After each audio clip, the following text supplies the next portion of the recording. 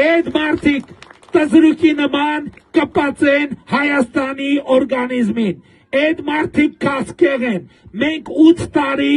բուժում և խիմիոթերապիա ենք անում, հատիկ վերադարձնելով, եկել է ֆունդամենտալ, այսինքն վիրահատական լուծման ճանապարհը, վիրահատական եղանակով 2026 թվականի հունիսի 7-ին մենք այդ եռամետաստազ ուռուցքը Հայաստանի մարմնից պետք է հեռացնենք իրար հետ ժողովրդով քվեարկությամբ։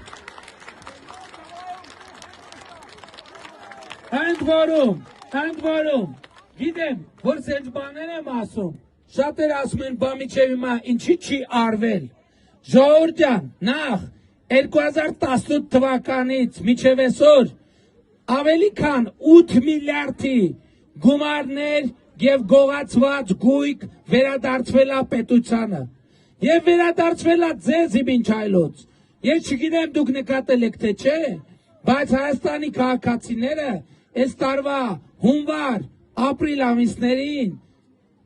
տասնյակ միլիարդով ավելի պակաս, տասնյակ հիմա ասենք կարող է ենթադրենք 20, ինչ-որ մի միլիարդով, 7-8 այսօր ավելի կոնկրետ կասեմ, միլիարդամոր դրամներով դուք բոլորդ ավելի քիչ հոսանքի գումար եք վճարել այս տարի հունվար ապրիլին, քան անցած տարվա հունվար ապրիլին։ Գիտեք ինչի,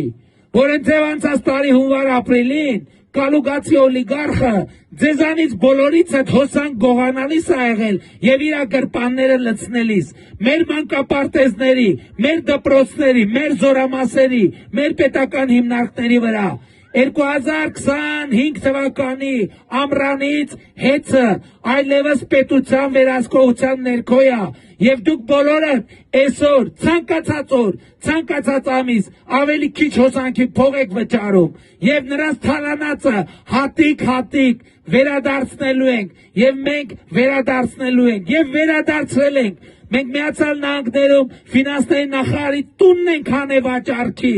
հիմա այդ գնի 70%-ը փոխանցվում է Հայաստանի բյուջե։ Մենք Զանգեզուրի պղնձամոլիբդենային կոմբինատում պետության փայաբաժինն ենք ապահովել և 2018 թվականից մինչև այսօր Զանգեզուրի պղնձամոլիբդենային կոմբինատը 300 միլիարդ դրամով ավելի շատ փող է վճարել պետական բյուջե, քան նախորդ 8 տարի։